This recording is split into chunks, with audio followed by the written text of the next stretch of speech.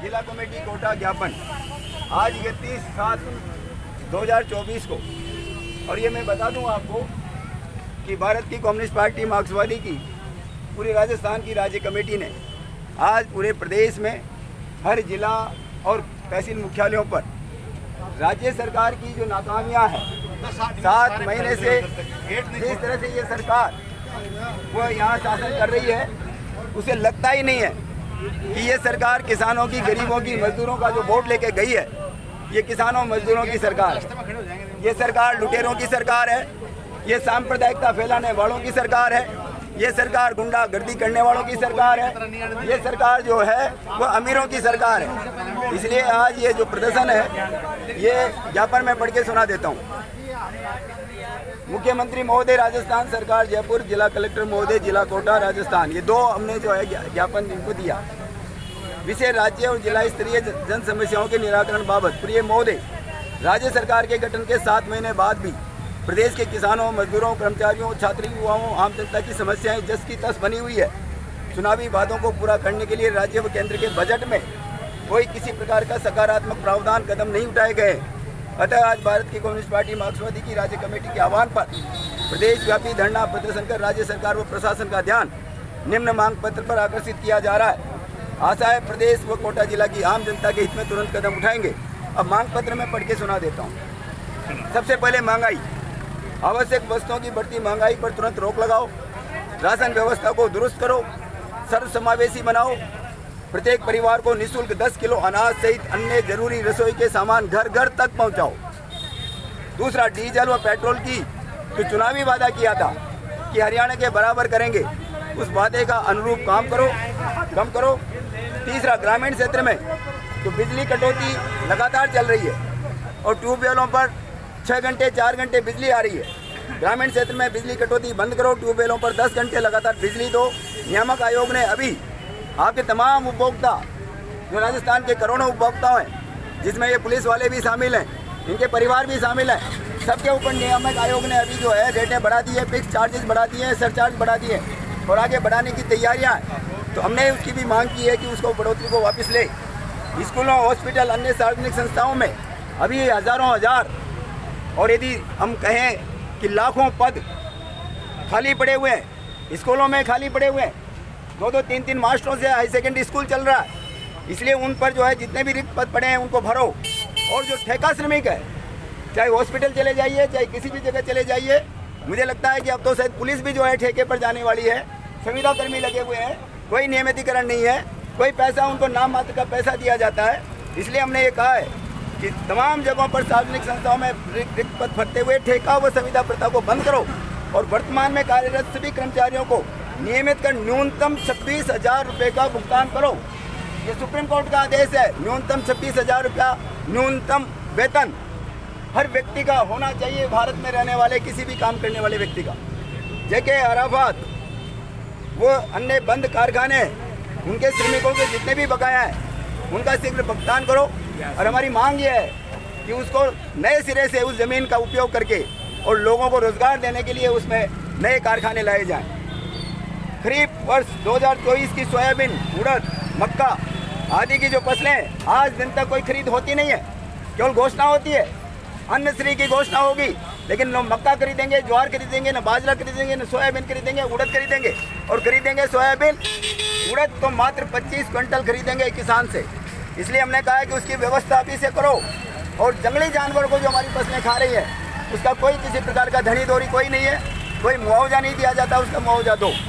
भामाशाह मंडी, यहाँ पर एयरपोर्ट की तो बहुत चर्चा होती है, बड़े बड़े अमीरों की बहुत चर्चा होती है, जो विदेशों से आना चाहते हैं, जिनके बच्चे यहाँ पर पढ़ते हैं, लाखों रुपया खर्च करते हैं। हम उसके खिलाफ नहीं है, लेकिन भाई किसानों की भी तो देखो। किसान जब मंडी में माल लेकर के आता है, चाहे वो जो है गेहूँ का सीजन हो, चाहे वो धान का सीजन हो, 3-3, 4-4 दिन तक ये आदित्य देव जी यहाँ पर बैठे हुए हैं, 4-4, 5 दिन तक जो है उनका माल नहीं तुलता और सड़कों पर उनका कोई धनी दोरी नहीं है, उनके रोटी पानी की व्यवस्था नहीं है। 2-2 किलोमीटर लाइन लग जाती है, केवल वन भूमि है उसको कन्वर्ट करवाना है।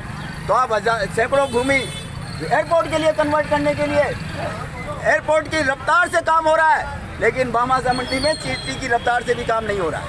तो इसलिए हमारी ये भी एक बहुत ही महत्वपूर्ण मांग है जो आपके सामने है। किसानों के सभी कर्जे माफ़ करो, किसानों की ज़मीन नीलामी पर रोक लगाओ। ये वादा किया था कि किसानों की ज़मीन नीलाम ना होने देंगे, फिर भी ज़मीनें नीलाम होने के आदेश निकल रहे हैं। हमारे साथी लड़ रहे हैं बीकानेर में, हनुमानगढ़ में, गंगानगर में। हमने कहा है कि उसके लिए कानून बनाओ। कोटा निर्माण मजदूरों की, हमारे साथी निर्माण मजदूर आए हुए हैं, निर्माण मजदूरों की बंद पड़ी। शुभ शक्ति योजना बंद है। अरे डिस्टर्ब मत करो। शुभ शक्ति योजना बंद है। आपका हॉस्टल का जो छात्रवृत्ति है वो बंद है, पेंशन बंद है। इसलिए हमने कहा है कि इन तमाम योजनाओं को शुरू करो और बजरी की सप्लाई करके, और जो रोजगार खत्म हो गया है मजदूरों का और कूली बेलदार का, अनेक कस्बों में कई काम नहीं चल रहा है क्योंकि बजरी नहीं मिल रही, रेत नहीं मिल रही। तो इसलिए उसको जो है सप्लाई करो और इसका काम जो है उनको रोजगार मिले। हमारा आगे का है कोटा नगर निगम। यहाँ पर आंवली रोजड़ी की बहुत सारी महिलाएं, आपको पानी की पेयजल की नल की सुविधा है क्या? कोई नल की सुविधा नहीं है। यहाँ सैकड़ों ठेकेदारों के बलबूते पर मनमाने तरीके से यहाँ पर सप्लाई किया जाता है, मनमाना दाम वसूल किया जाता है। क्या वो जानवर है?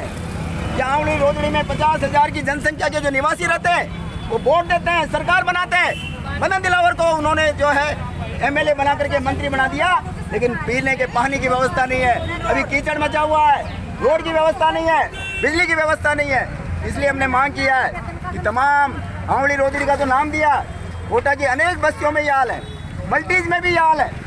जो 5-5, 7-7 मंजिल की मल्टीज है प्रेमनगर में, कई जगह पर खबरें आती है पानी नहीं पहुंचता उन मल्टीज के ऊपर। वो सारी व्यवस्था किया जाए। आंगनबाड़ी, आशा सहयोगी, मिड डे मील, उनमें जो काम करने वाले कर्मचारी हैं उनकी पेंशन ग्रेच्युटी का लाभ दे और उनको भी नियमित करके 26,000 का वेतन दिया जाए। कोटा शहरी क्षेत्र में सिवाई चक वन भूमि, ये पट्टा, आपका पानी क्यों नहीं है? आपको बिजली क्यों नहीं है? जवाब देते हैं कि वन भूमि है, जंगलात की ज़मीन है, मकानों को गिराया जा रहा है, तो पट्टा क्यों नहीं देते भाई? हम तो निवासी हैं, यहाँ के रहने वाले हैं। उदयपुर में पट्टा मिल जाता है वन भूमि पर, बूंदी में पट्टा मिल जाता है वन भूमि पर, आंवली रोजड़ी में क्यों नहीं पट्टा मिलेगा? पट्टा दिया जाना चाहिए। हम किसी भी कीमत पर बर्दाश्त नहीं करेंगे और हमारे मकानों को तोड़ने आया तो उनका डट कर मुकाबला करेंगे। किसी भी तरह से हमारे मकानों को तोड़ने नहीं देंगे। जलदाय विभाग के प्रस्तावित जलदाय विभाग नल में अभी एक खबर आई है, 4 गुना नल के जो दर है, जो पैसा है वो बढ़ने वाला है, क्योंकि ये सारा निजीकरण में जा रहा है, निजी कंपनी को जा रहा है। इसलिए प्रस्तावित जो इस तरह का कानून ला रहे हैं, इस तरह का जो है कदम उठा रहे हैं, उसको वापस लिया जाए। फुटपाथ पे हमारे गरीब लोग कहीं से आते हैं, गांव से ठेला लगा लेते हैं और उनको एक इधर से उधर भगाया जाता है। उनको स्थायी रोजगार की व्यवस्था नहीं है। वो कहीं अपनी किसी तरह से ठेले की व्यवस्था करके कहीं पर मूंगफली बेच रहा है, कहीं चाय बेच रहा है। यहाँ कोटा कलेक्ट्री के सामने परसों से चाय की दुकानें लगी हुई थी, सबको हटा दिया। इनको सुंदरता चाहिए। किसको सुंदरता दिखाने के लिए? अरे मंत्री को सुंदरता दिखाना चाहते हो, मुख्यमंत्री को सुंदरता दिखाना चाहते हो, उस मुख्यमंत्री को शर्म नहीं आती? जब अपने गांव में जाता है तो वह गरीब, अपने कस्बे में जाता है, नदबई में जाता है, गरीब कैसे पेट भरता है? अरे वोट तो उन्हीं के लेते हो तुम, उन्हीं के बेटों से यहाँ, उनके वोटों से तुम यहाँ मुख्यमंत्री और प्रधानमंत्री की कुर्सी पर बैठे हो और तुम उनको बेदखल कर रहे हो। अरे रोजगार की व्यवस्था करो। कानून लिखा हुआ है, 2014 का कानून है, खड़ी होल्डर्स को उनकी यूनियन होना चाहिए और उसकी सहमति से ही उसको हटाया जाना चाहिए। पहले पुनर्वास करो, उसी के बाद में वहाँ से उसको हटाओ। बिना पुनर्वास किए बिना किसी भी तड़ी होल्डर के हाथ लगाने की आवश्यकता नहीं है। ये कानून है। आदिवासी क्षेत्र में वन अधिकार कानून को पट्टे नहीं दिए जा रहे हैं। वर्षों से काबिज परिवारों की बेदखली रोक लगाओ। सभी गैर आयकर दाता परिवारों के चुनावी घोषणा के अनुसार 450 में सिलेंडर की घोषणा की है। किसको? कि गेहूँ मिलेगा उसको। अरे भाई मान लो किसी को गेहूँ नहीं मिलता, बहुत सारे देश में करोड़ों लोग हैं जिनके राशन कार्ड में बीपीएल का कार्ड छप्पा नहीं है, गरीब है, उनको सिलेंडर नहीं मिल रहा है, पूरा पैसा देना पड़ रहा है। तो हमारा एक ही क्राइटेरिया होना चाहिए, जो आयकर नहीं देता है, जो इनकम टैक्स नहीं देता है वो सब गरीब है और उनको 450 रुपये में सिलेंडर मिलना चाहिए, ये हमारी मांग है। प्रदेश में उच्च शिक्षण संस्थाओं में छात्र संघ के चुनाव बहाल किए जाएं और आखिरी में सहारा और आदर्श क्रेडिट सोसाइटी, उसमें हमारे देश के लाखों लोगों का पैसा अटका पड़ा है। सहारा में, आदर्श क्रेडिट सोसाइटी में, कई जगह आपके भी मिलने वाले होंगे, तो हमारे जो है उसके लिए उसका शीघ्र उन कंपनियों से भुगतान कराया जाए, ये हमारा मांग पत्र है। और मैं अब हमारे CI2 के लीडर हबीब खान हैं, उनसे 2 मिनट के लिए निवेदन करूंगा, वो अपनी बात कहें। ये ज्ञापन जो है अभी यहाँ मुख्यमंत्री और जिला कलेक्टर को दिया जाएगा। आप सबको मंजूर है? इनकलाब इनकलाब। साथियों, जैसे ये मांग पत्र तैयार किया गया है, ये पूरे राजस्थान लेवल का मांग पत्र है। राजस्थान सरकार जब से भजन लाल की सरकार बनी है, उसने हमले, अभी पता नहीं, आपने एक हमला कर चुकी है, वो आपको 100 यूनिट बिजली मिलती थी फ्री, वो उन्होंने वापस ले लिया है वो। और दूसरी जलदाय विभाग, आपको प्राइवेटीकरण दिया जा रहा है कोटा के अंदर, 4 से 5 गुना तो रेट बढ़ जाएगी। आपको अभी 200 रुपये लाते हैं, 100 रुपये लाते हैं, उसका 1000 से बिल ऊपर आएंगे अभी पानी के भी। आपने वोट दिया, हमने सबने वोट दिया, और सरकार बनाई है बीजेपी, लेकिन उसका भुगतना हमें पड़ेगा। इसलिए हमें आंदोलन करना पड़ेगा। आंदोलन नहीं करेंगे तो ये सरकार,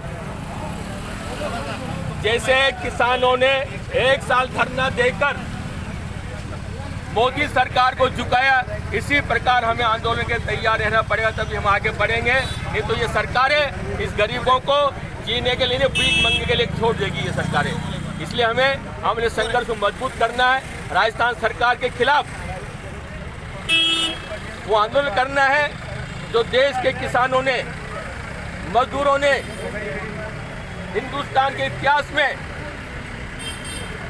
जो मोदी सरकार कभी किसानों की सुनना पसंद नहीं करती थी, इन काले कानूनों को इन्हीं किसानों ने वापस करवाया। आज वही संघर्ष की जरूरत है हमें। इस संघर्ष के लिए हमें तैयार रहना चाहिए। इसीलिए हम भारतीय कम्युनिस्ट पार्टी मार्क्सवादी आम जनता की पार्टी है, गरीबों की पार्टी है, किसानों की पार्टी है, मजदूर वर्ग की पार्टी है, मध्यम वर्ग की व्यापारियों की पार्टी है। धन्ना सेठ जो लूटने के लिए, अडानी अंबानी लूटने के लिए पहले टाटा बिरला करते थे और उसकी जगह पर अडानी अंबानी ले लिया। ये छोटे उद्योगों भी खा रहे हैं। 10 साल के अंदर 61,000 उद्योग बंद किए हैं। जेके तो पहले ही बंद हो चुका कांग्रेस शासन में, लेकिन मोदी सरकार ने 61,000 10 सालों के कारखाने बंद किए हैं। इसने करोड़ों लोगों को बेरोजगार किया है। इसलिए साथियों, जो ज्ञापन है आगे की लड़ाई के लिए, अभी ये पहला ज्ञापन है, आगे लड़ाई के लिए हमें इस संघर्ष को आगे बढ़ाना है, मजबूती से, एकताबद्ध तरीके से साथियों को ज्वाइन करने, घर घर मोहल्ले में हमें घूमना है और लोग इकट्ठा करके संघर्ष को तेज करना है। इन्हीं बातों का बात को नाम करना है। महिला लीडर